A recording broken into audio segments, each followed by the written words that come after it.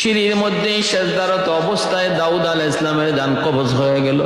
আল্লাহর গোলাম, একটু চিন্তা করে দেখো না, মৌতের সময় হয়ে গেছে বিদায় আল্লাহ তার একজন পয়গম্বরকে সিঁড়ি দিয়ে নামার সুযোগ দেয় নাই, সিঁড়ি দিয়ে উপরে ওঠার সুযোগও দেয় নাই।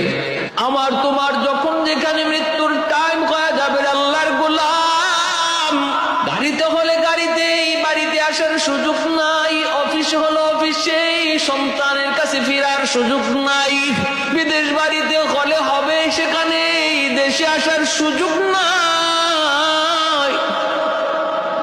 যার যেখানে যেই হালতে মরণ আল্লাহ লিখে রাখছেন, হাদিস শরীফে আল্লাহর নবী বলেন, ওই জায়গা মরতে পৌঁছাইতে আল্লাহ তার একটা হাজত সৃষ্টি করে দেন।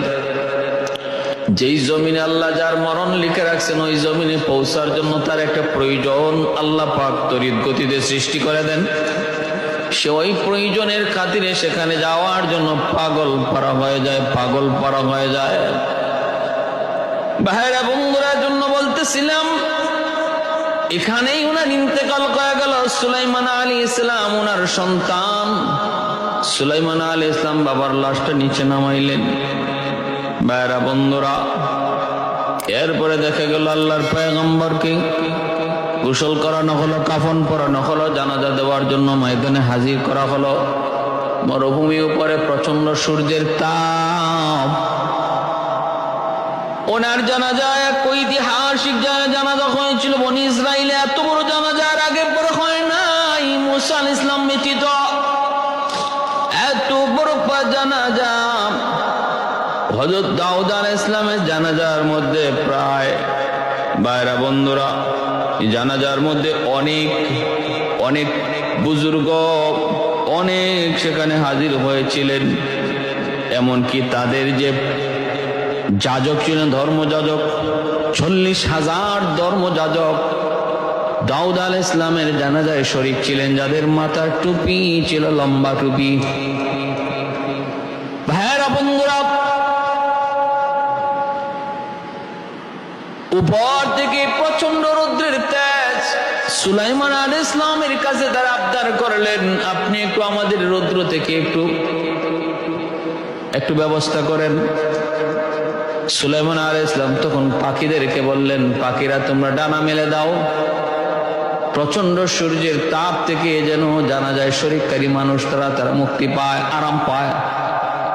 সুলাইমান আলাইহিস সালামের অনুগত আল্লাহ পাক বাতাসকে করে দিলেন, জিন্নাতকে করে দিলেন, পাক পাখালি সবাইকে তার অনুগত করে দিছিলেন।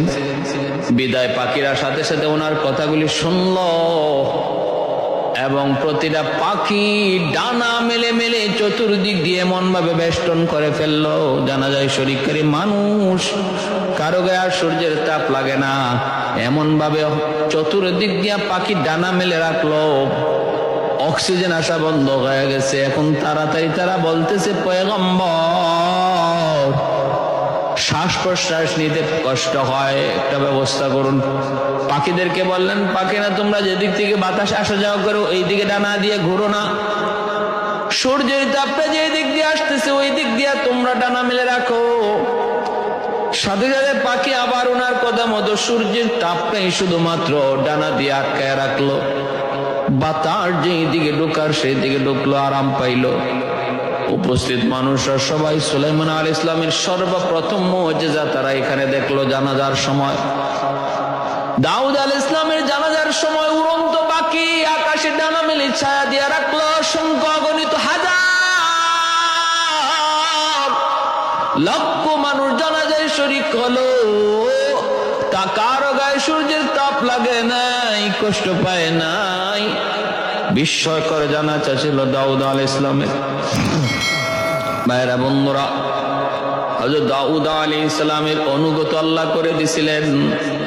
দাউদ আলাইহিস সালামের অনুগত পাহাড় ছিল, তার অনুগত।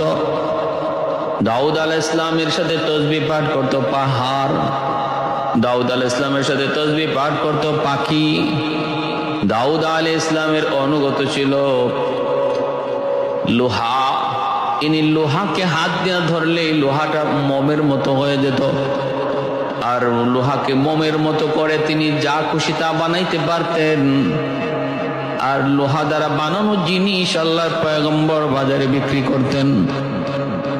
ভাইরা বন্ধুরা দেখেন, এত বড় পয়গম্বর লোহার জিনিস বাজারে বিক্রি করে জীবিকা তালাশ করতেন, ব্যবসা করতেন হালাল তরিকায়, সেটা ছোট্ট হোক।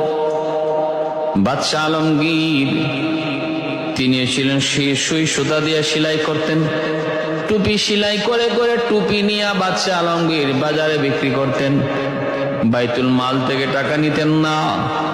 দাউদ আলাইহিস সালাম তিনিও বাইতুল মাল থেকে কোনো টাকা নিতেন না, সরকারি রাজস্ব কোষ থেকে টাকা নিতেন না, বেতন নিতেন না।